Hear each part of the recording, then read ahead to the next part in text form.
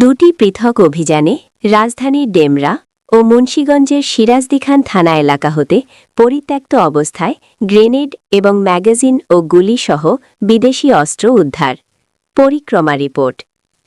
RAB 10 CPC 1 Jatrabari ক্যাম্পের চৌকস আভিযানিক দল গতকাল 22/4/2026 তারিখ রাত অনুমান 10:30 ঘটিকার সময় নিয়মিত ডিউটি করাকালীন ডিএমপি ঢাকার ডেমরা থানাধীন ডেমরা ঘাট সংলগ্ন এলাকা হতে পরিত্যক্ত অবস্থায় 2টি গ্রেনেড উদ্ধার করে। অপর একটি অভিযানে অদ্য 23/4/2026 তারিখ রাত অনুমান 2:30 ঘটিকায় মুন্সিগঞ্জের সিরাজদিখান থানাধীন নিমতলা এলাকা হতে একটি ম্যাগাজিন ও 4 রাউন্ড গুলিসহ একটি বিদেশি পিস্তল উদ্ধার করে।